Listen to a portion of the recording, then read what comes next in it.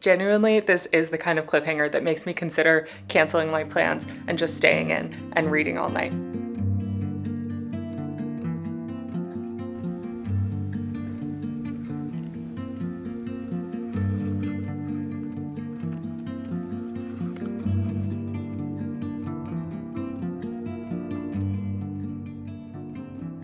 I think it's been a little while since I started a video by actually introducing myself, and that feels rude. So hi, my name is Carson, aka Glutenberg Bible.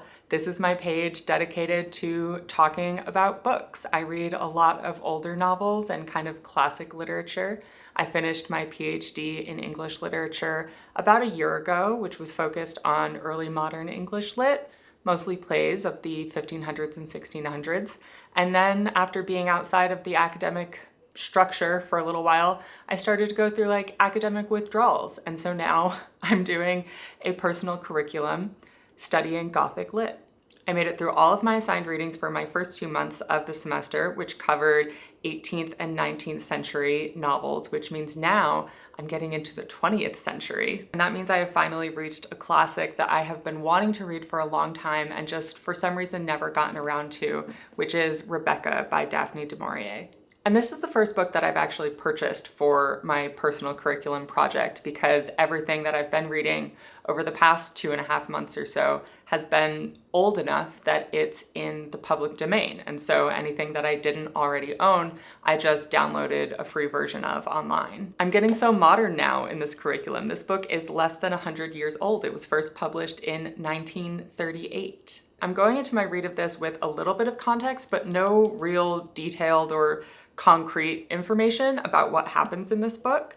I know that it's about a young woman who marries an older widower, and I know that the opening line is "Last night I dreamed I went to Manderley again," because that's just like one of the famous opening lines of all literature. You know, it's up there with "It is a truth universally acknowledged," and "All happy families are exactly alike." And I would also say that knowing this book is considered to belong to the Gothic genre gives me a little bit of context going into it for vibes, if nothing else.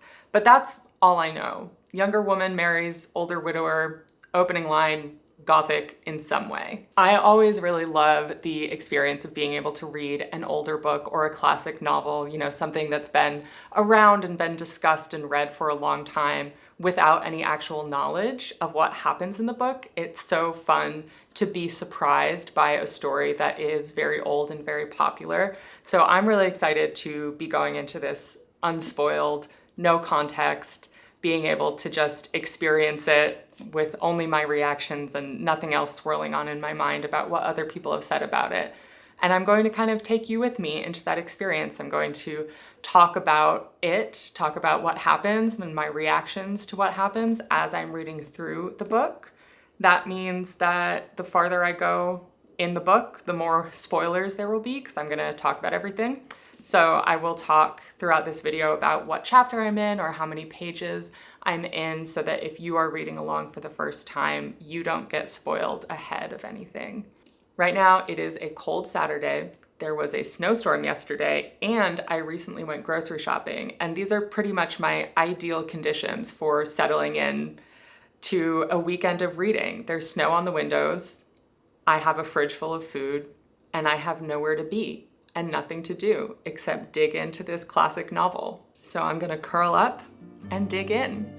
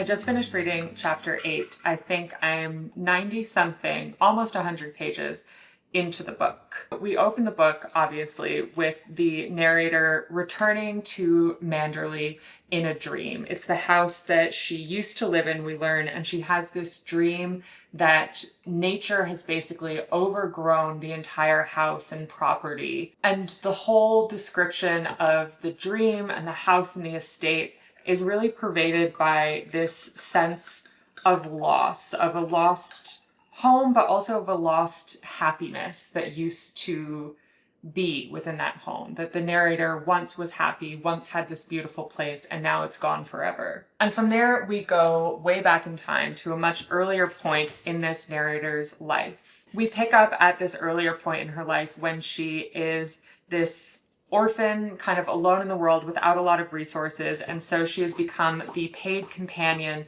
to an older woman who has the means to support her. And while she and her employer are staying in this fine hotel in Monte Carlo, they meet a man named Maximilian de Winter, who has been recently widowed and who lives at this famous, beautiful estate called Manderley. And he is twice the age of the narrator. He is 42 and she is 21. But because her chaperone or her employer becomes ill, she suddenly has all of this time on her hands and not that much to do, and she becomes friends with Maxim. She's kind of in awe of him, partly because he's so much older and he's distinguished and mysterious and interesting, but also because she knows these snippets about his life that are fascinating to her. She knows that his wife has recently died and that it was this sudden tragedy, a drowning at sea.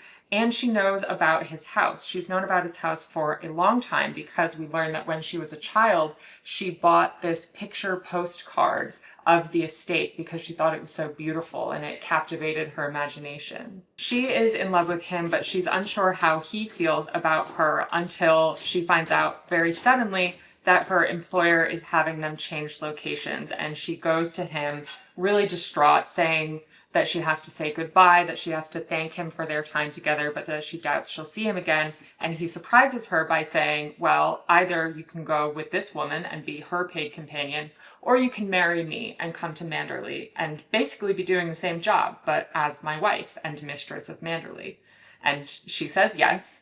And then we skip over the point where they're on their honeymoon and traveling through London, and we pick back up when they are approaching Manderley, and she is able to enter into this house that has captivated her attention, first as a child, and then as she was getting to know her now husband, and she's trying to integrate herself into this house. Because I knew the opening line to this novel, and I knew a very little amount of context, which kind of gave me the impression that this is a woman trapped in a house kind of Gothic novel, I was definitely prepared for the novel to really focus on the house, for the house to be very present in the telling, but I didn't expect just how central the house would feel, even before we arrive at the house, but even after that first dream scene. It's one of the earliest notes I made in the margins. Yes, I write in my margins. One of the earliest notes I made was that it feels like, rather than this being, like a haunted house story, it's a story in which the house itself is haunting the narrator. Another thing that I was kind of wondering going into reading this, given my very limited context, was who Rebecca was going to be. I wasn't sure if Rebecca was going to be the main character, the narrator, or if Rebecca was the name of De Winter's late wife, the first Mrs. De Winter. And it turns out it's the latter. Rebecca is the dead wife, not the current wife, which I guess could still mean she's the main character. But not only is Rebecca not the name of the narrator, but as far as I can tell, unless I really missed something, we don't know the narrator's name. At some point when she is first conversing with Maxim de Winter, only Rebecca calls him Max.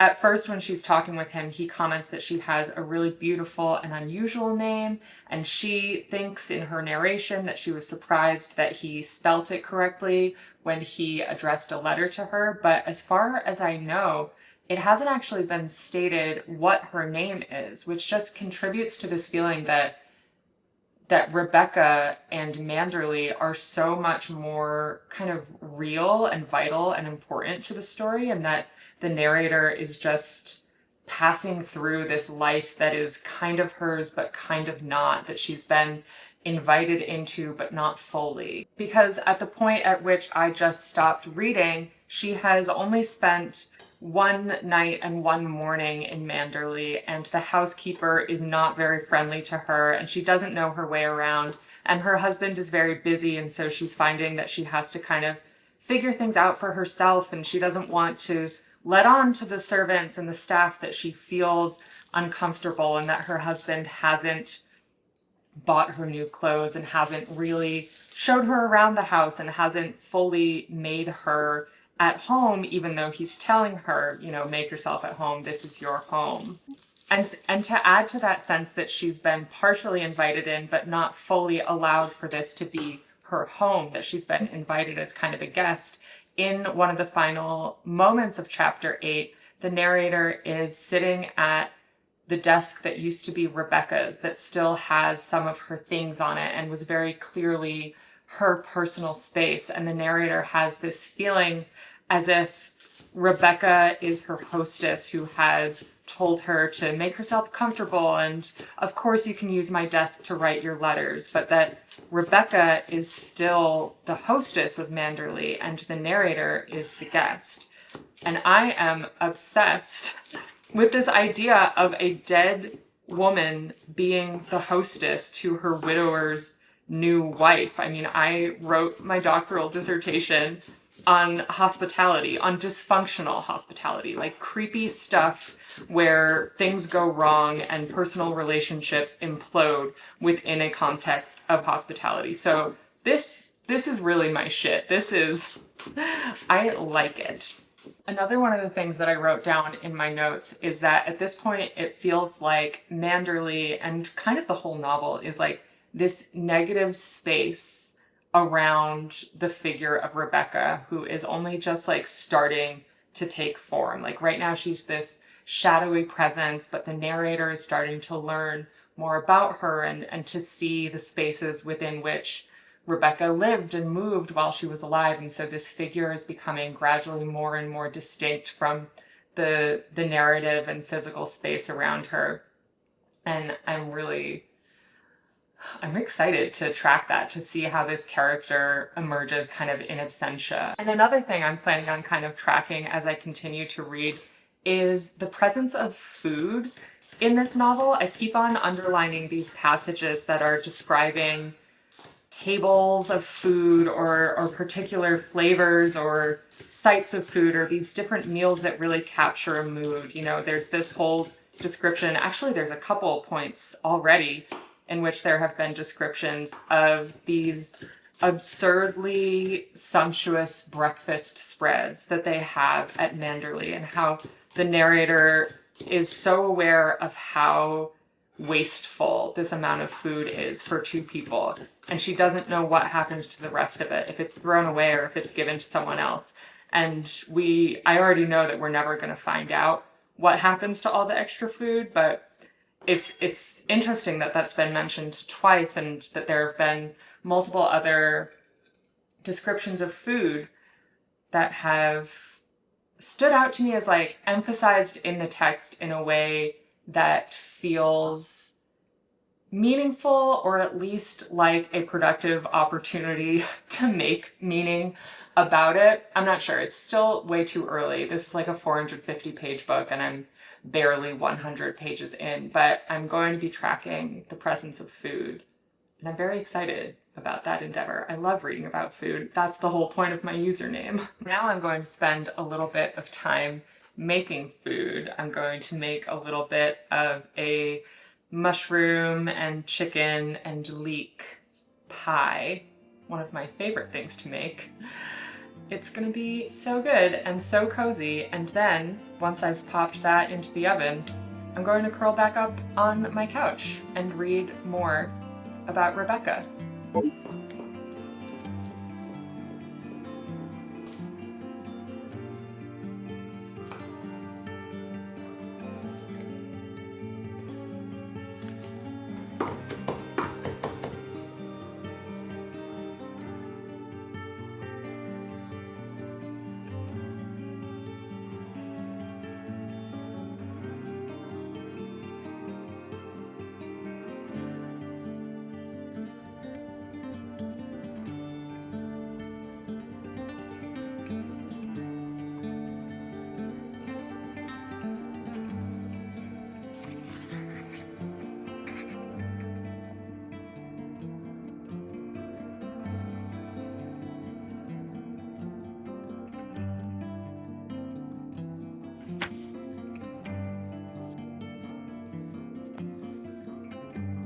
I am another 100 or so pages in. I just finished chapter 15, and things are getting more and more kind of suspenseful. Like there's an increasing air of mystery or possibly foul play or scandal around Rebecca's death. The narrator is getting to know all of these people around Manderley. She's meeting Maxim's sister and his steward and all of their neighbors, and more people are talking to her about Rebecca. In fact, they talk about Rebecca a lot in a way to kind of compare the narrator to Rebecca, which feels kind of rude sometimes because it's always comparisons about how she doesn't really measure up or they're just so different. But also coming out of these conversations about Rebecca is some more information about her death. We learned that when she drowned, it was in a sailing accident. She had a habit of taking this little boat out by herself, sometimes at night, and one night she went out by herself and got caught in a kind of sudden squall, and pieces of the boat began washing up on shore after just a couple days, but it wasn't until after a couple months that her body was found, and it was found like something like 40 miles away. And those couple of facts alone, that her body wasn't discovered for 2 months, and when it was many miles away from Manderley, were kind of starting to prick my imagination of maybe she was trying to run away. Maybe the passage of those couple months was not, she wasn't actually dead that whole time, but she had kind of like disappeared and only later died. Obviously, it is logically plausible that it would take 2 months and that it would be at quite some distance, that her body would turn up after being swept out to sea. But there's just this increasing air of kind of mystery around her death. And Maxim, who at first I was on board with, like, I obviously, because he was 42 and he was marrying this much younger woman, and because it's a Gothic novel, I had my suspicions about his character, but I was taking it, one page at a time. And in the first 100 or so pages, I was fine with him. He didn't seem like a bad spouse to me. He didn't seem like a bad guy, but he's becoming increasingly kind of like withdrawn and moody. And I'm getting more and more of a sense that he is hiding something, not just that he is reluctant to talk about his wife out of grief, but that there is something specific that he is unwilling to talk about her, and especially about her death. And on top of that, we have met now a couple of times a character named Ben, who is described as though he's intellectually or developmentally disabled somehow. He's described in a number of terms we wouldn't use to describe people today, one of which is just simple, but he's described as, harmless and just not at full intellectual capacity. And he has turned up a couple of times having conversations alone with the narrator when she goes to the beach where Rebecca died. And at that beach, there is a cabin that Rebecca used to spend time in. It's filled with her things. It's right near where she used to tie up her boat. And the narrator has been having these couple of conversations with Ben in and around that cabin, where he is giving the impression that there's something he knows that he's not supposed to talk about. And he says to her sometimes in these conversations, like, did I say something? I don't think I said anything I wasn't supposed to, because, he is being portrayed as somehow developmentally delayed. And so he knows that there's something that he's not supposed to talk about, but he's worried that he's going to, it seems like break some rule that somebody gave him orders to not talk about something, and he's afraid of what will happen if he does talk about it, and afraid of letting anything slip to the narrator that he's not supposed to. And she's not really taking that seriously at this point. She's also not taking seriously one thing he said in their second, and at this point most recent conversation, about how one time Rebecca threatened him that she would send him to an asylum, and he's really afraid of being sent to an asylum. And this is the only time a character has said something negative about Rebecca. She's always spoken of in these reverential terms, but he was seemingly afraid of her. He described her as having, I think, like snake-like eyes and saying that she threatened him. And the narrator just kind of brushes that off, and she thinks to herself, you know, why would anyone want to send him to an asylum? He's this harmless, kind of sweet, well-intentioned guy. I'm sure that he misunderstood something. Certainly nobody told him that they were going to send him to an asylum. After the first 100 pages, I was interested in tracking food in this novel, and that hasn't really continued to hold my attention. But what has been getting more and more interesting to me is hospitality and the idea of the hostess. That has just been more and more present and showing up in different ways as well, because in part of her effort to be a good wife and to be a good mistress of Manderley, the narrator is having to entertain all these people who come to visit. You know, they're mostly visiting because they're just nosy and curious about the new wife, and she knows that, and they know that she knows that, and so there's this certain awkwardness to those interactions in her home, and she's very shy and she doesn't enjoy them.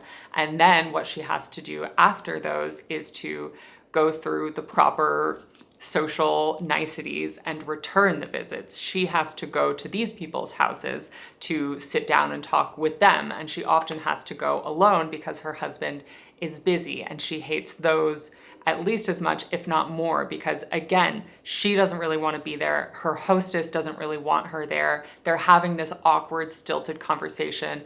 Often Rebecca is being mentioned either directly or kind of obliquely. And there's this one moment that really pricked my attention when the narrator is imagining what happens as soon as she leaves the house that she is visiting. And she says she imagines that my late hostess would wander back into her room with a sigh of relief and become herself again. And that idea that interacting with someone within the context of hospitality forces you to kind of perform and play out these roles is something that I'm very familiar with, I think about all the time. But something about that line in this book really struck me, the idea that the hostess can only become herself again when she is alone. And that struck me because part of the way that this myth of Rebecca is being communicated, this story of what an amazing person she was, is centered on her skill as a hostess. At the point when the narrator is living in Manderley, it's very quiet and kind of cold and awkward, and an entire wing of the house is closed off as like a shrine to Rebecca. She gets brought into the rooms, well, she sneaks into the rooms, and then the housekeeper finds her there and kind of tours her around. This bedroom that is laid out exactly as Rebecca left it. Her nightgown that she slept in before she died hasn't been ironed and is still wrinkled, and you can catch a hint of her scent on it, and her brushes are still laid out, and her slippers and her favorite bedding. The house is like this monument to this woman who died. But what people keep on telling the narrator is that when Rebecca was alive, when she and Max were living in Manderley together, there was almost never an available room in the house because they were constantly entertaining. They were constantly having these parties and entertainments and putting on performances and hosting these balls. And it was this lively place with Rebecca kind of at the helm of it, in this position of this consummate hostess who was entertaining and interesting to everyone. And so if the narrative is telling us that Rebecca was constantly acting as the hostess, and it's also telling us that a hostess can only become herself again once she is alone, this kind of feeds in more to my wondering whether Rebecca was trying to run away on the night that she died, whether she was trying to get away from Manderley and possibly from her husband. I don't know what happened or what's going to happen, but I'm gonna find out. I just finished chapter 19. Major spoiler if you haven't read through chapter 19. He killed her. Max killed Rebecca. He just confessed to the narrator that he shot her, and then he deliberately sank her body in a boat in the cove, and now her body has been discovered. Intrigue. I knew there was foul play. I did think she ran away, and she didn't run away. So I was wrong about that. I bet that Ben saw him do it somehow. Also, there's been mention of how Rebecca was very flattered by the attentions of other men and she kind of entertained it. So probably she was having an affair, or maybe she was going to run away. Oh my God. I have like analytical thoughts that I've been like jotting down and everything as well, but this is another like 100, I'm 298 pages in now. I have to stop reading for a little while, but I gasped aloud. A murder! He confessed! Genuinely, this is the kind of cliffhanger that makes me consider canceling my plans and just staying in and reading all night. But I'm going to keep my plans. The book will still be here, and I will finish it.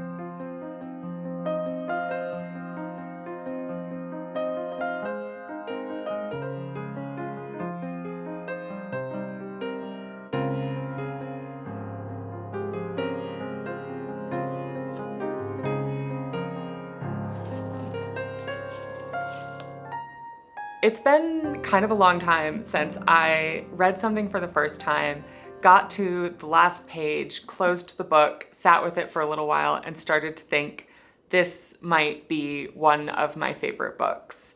But this might now be one of my favorite books. I just have so many thoughts and so many feelings. I feel like right now I could just talk for 5 hours straight.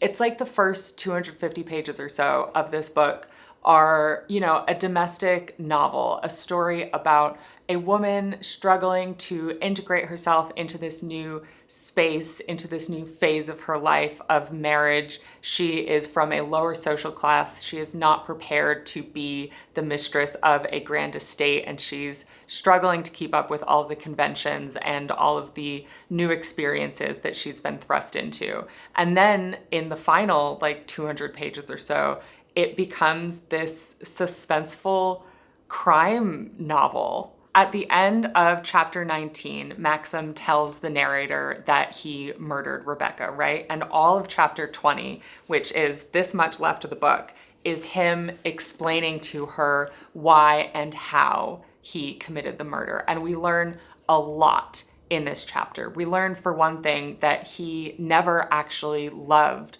Rebecca, that on their honeymoon, they had a conversation during which he says, she told me about herself, told me things I shall never repeat to a living soul, and I knew then what I had done, what I had married. It's like he says, he'll never tell anyone the things that she told him, so we don't actually know, and it's definitely purposefully vague, but honestly, it seems like she just likes to have a lot of sex with a lot of people, and that's how she lived her life before getting married, and she's telling him that that's how she intends to live her life after being married, which me personally, I've got no problem with. Admittedly, not a great start to a marriage when it's not what your partner wants, but that's not enough for me to dismiss Rebecca as a monster. But what is important here is we're learning that she had a facade, that she was really, really skilled at presenting whatever people wanted to see from her to them. And she had done that in the early days of her relationship with Maxim up until after their marriage. And during this same conversation on their honeymoon, during which she's confessing what she's done, she says, I know that you will never tell anyone the truth about me because it would reflect so poorly on you and it would drag you down into scandal. So let's make an agreement. We get the information that even though Manderley was this grand estate, it wasn't in really great condition and there wasn't really a lot going on there. And so she tells Maxim, I know how deeply you love Manderley. I will make it remarkable. And in return, you will look the other way while I live my life discreetly. And he feels like he has no real choice in accepting this, but he does accept it, and he is grateful for the work that she does to turn Manderley into this jewel of the county. And so through this ability she has to just dazzle people and be whoever they want her to be, and through the work she puts into Manderley, in large part through her skill as a hostess, she does hold up that part of the deal, that she will turn Manderley into an enviable estate. But over time, she becomes less and less discreet in the affairs that she is carrying out and just in the disreputable way that she is living her life. She starts inviting these disreputable people, including men she is having affairs with, to Manderley and entertaining them in her cottage at the Cove. And one night, Maxim suspects that she is going to be meeting up at the cottage with one of the men she is having an affair with, Favell, who is her first cousin, which is gross. And Maxim decides that he is going to go to the Cove with a gun to scare some sense into them and tell them that they have to break it off and she has to continue being discreet or just change her ways entirely. But when he gets to the cottage, he finds her there alone, and they have this confrontation during which she tells him that she is pregnant and that her child, who is not his because they have no sexual intimacy, is going to inherit Manderley. And she's kind of taunting him with this image of a bastard child who has his name running around his estate and him being forced to live with the knowledge that this child will take everything that he has. And he, in response, shoots her. And he covers up the murder by sinking her body, which leads to the story we've been told this whole time, that she died in a drowning accident. But because Rebecca's body has now been found in the Cove after Maxim had already identified somebody else's body, that body which is now buried in the family crypt, there is this whole inquest that is held, and during the inquest, the man who was in charge of keeping the boat in good condition reveals that he found holes that were intentionally burrowed into the hull, which means that this was not an accidental drowning from it crashing into the rocks. It was intentional sabotage. At the inquest, the death is officially ruled a suicide, but Favell, the cousin lover, has his suspicions that Maxwell murdered Rebecca, and of course he's right, but he can't exactly prove it. But he does try to blackmail Maxim, and in response, Maxim kind of calls his bluff and calls the police to come witness this whole scene, which is a very risky thing to do because, of course, Favell is correct.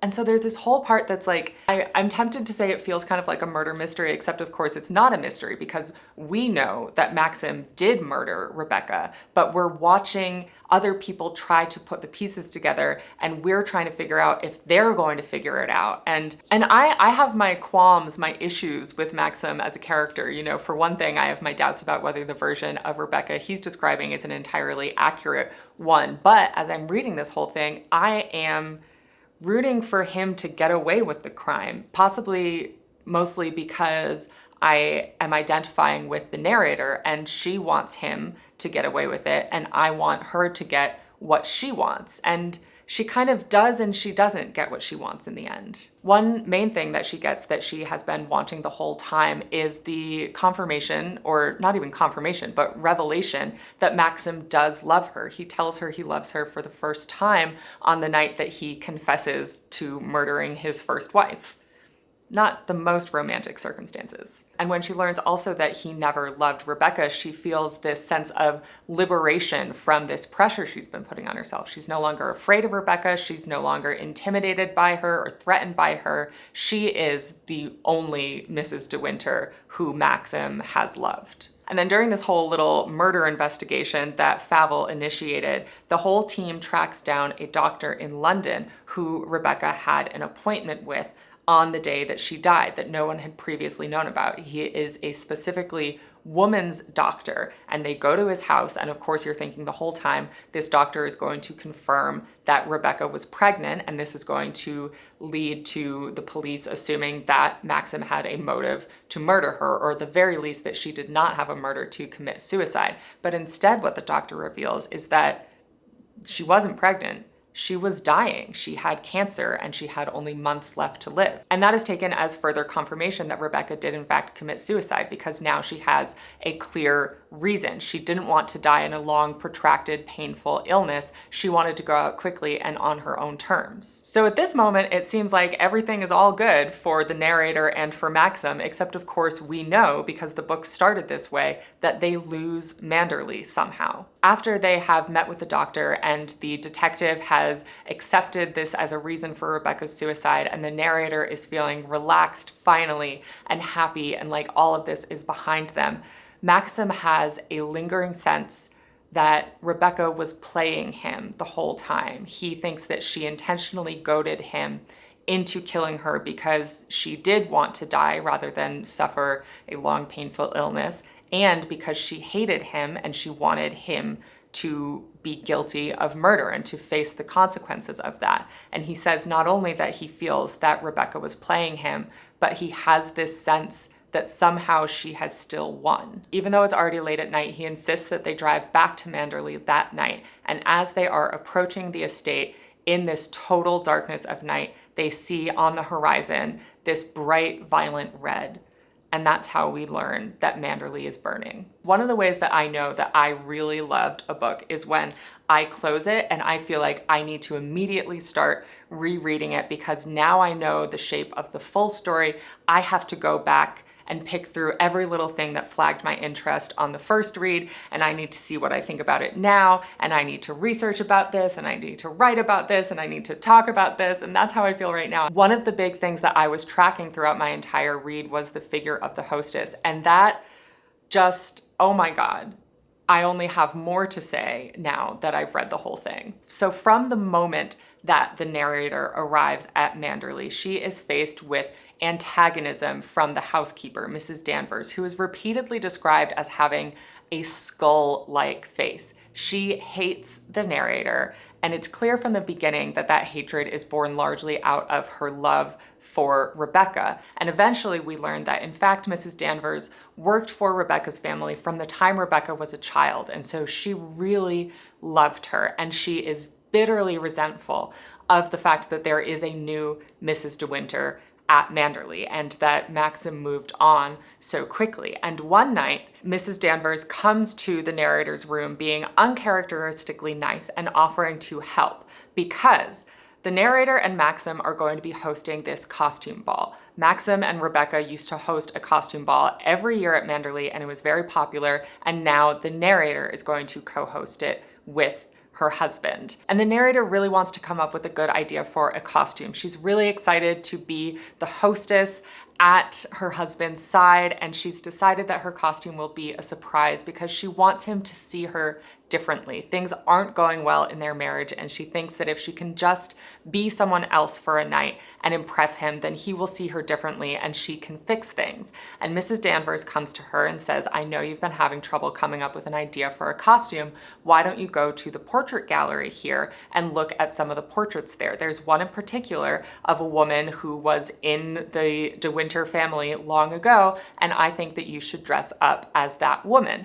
And the narrator looks at the woman, the portrait, and she decides that this is a great idea, and she is going to dress up as that character. And of course you can see from a mile off that this is not going to go well, but she orders the costume and she's so excited, and she stands at the top of the stairs and she has the band play entry for her and announce her, and she walks down the stairs and she sees her husband look at her like she is a ghost, look at her with absolute abject horror, and he rejects her and he tells her that she needs to go immediately and change into anything before anyone sees her, because it turns out that this same portrait in the gallery was the costume that Rebecca wore for her last costume ball very shortly before she died. And so the narrator inadvertently basically dressed up as Rebecca. And the next morning, Rebecca goes to Mrs. Danvers with the intention of confronting her, but she's really thrown off when she finds Mrs. Danvers just weeping. And in this outpouring of grief and anger, Mrs. Danvers tells her just how painful it has been to hear somebody else being called Mrs. De Winter and to watch someone else take the place of her beloved Rebecca. And she tells the narrator, "It's no use, is it? You'll never get the better of her. She's still mistress here, even if she's dead. She's the real Mrs. De Winter, not you. It's you that's the shadow and the ghost. And then she tries to get the narrator to kill herself.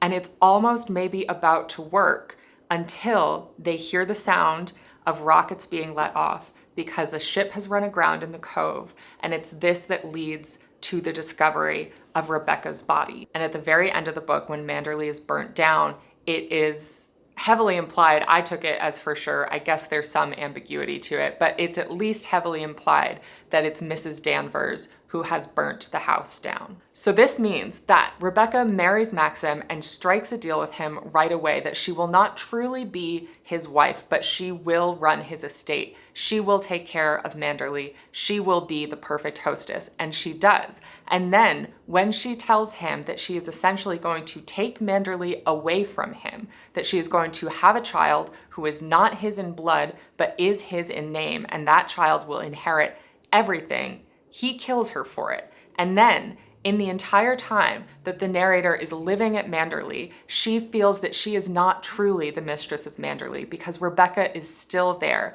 It is still Rebecca's house. Rebecca is still the hostess, and she, the narrator, is only the guest. And then, the moment that the narrator does step into the role of hostess, she intends to stand by her husband's side. She does so unintentionally in a costume as Rebecca, and in response, narratively, Rebecca essentially rises from the dead to wreak vengeance upon the narrator and upon Maxim. And then, at last, when Maxim is officially cleared from any potential culpability for the death of his wife, Rebecca's lifelong confidant, her kind of current emissary on Earth, who has been maintaining Rebecca's legacy, who has been maintaining her rooms as a shrine to her, burns Manderley down. And the narrator and Maxim will never be able to be there again. The narrator, even though she now finally feels that she can step into being Mrs. De Winter and she can take control over her life, will never actually have the opportunity to have control over Manderley because it is dust. But Rebecca remains there because Rebecca is interred there. And in the very, very beginning of the novel, when we are learning about the fact that they can never return to Manderley, and we are getting a glimpse of it through this dream, the narrator describes it and says, when the leaves rustle, they sound very much like the stealthy movement of a woman in an evening dress. And when they shiver suddenly and fall and scatter away along the ground, they might be the patter-patter of a woman's hurrying footstep and the mark in the gravel, the imprint of a high-heeled satin shoe. Mrs. Danvers is right when she says that Rebecca is mistress of Manderley, even in death. And Maxim is right when he says that he has the feeling that Rebecca has still somehow won because she does win. She takes Manderley away from him. And at the narrative point when we start, at some undetermined point in the future, when the narrator and Maxim have fled England and are living in humbler means, kind of unhappy and bored, but at least not afraid for their lives, Rebecca is still there at Manderley, in spirit and in corpse. I did make a prediction early on in reading this that the reason they couldn't return to Manderley was going to end up being that it had burned down, which I guess is partly just a guess that makes sense because that is a good reason why you would be unable to go back to a house. But I also was making that prediction because of Jane Eyre, because it seemed like a strong narrative reason to exist in a Gothic novel for why you couldn't go back to your home. I had no idea going into this just how strong the connections would be between Rebecca and Jane Eyre, which is very possibly one of the reasons that I loved this book so much, because I love Jane Eyre a normal amount. I think actually I'm going to end up making an entire video just digging into the connections between Jane Eyre and Rebecca because there's so much there and it's so fascinating, and I want to talk about Rebecca more. I have a lot to say. Call me the new Mrs. De Winter because I can't stop thinking about Rebecca. I'm so happy that I've read this book, and there's part of me that thinks, why did it take me so long to read this? I wish I had read this years ago. But there's also a part of me that thinks that sometimes books just kind of come to us at the right time. And I think that if I had read this book 1 or 2 or 5 or 10 years ago, I wouldn't have had the same responses to it. And I don't know if that's because I have now put in so much work to the study of hospitality and hostesses, or if it's because of just the age I am right now, or if it's because I'm reading this as part of this Gothic curriculum. And so I've been so attuned lately to thinking about property and sex and doubling and ghosts and haunting and all of these things that I'm noticing throughout this book. But whatever the reason is, I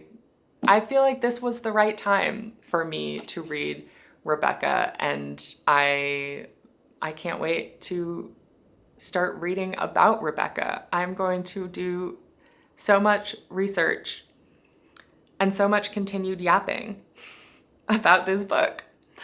So, in conclusion, thank you for coming with me on this journey of reading this book. Please talk to me about it, because I want to talk a lot about this book, which I love a normal amount.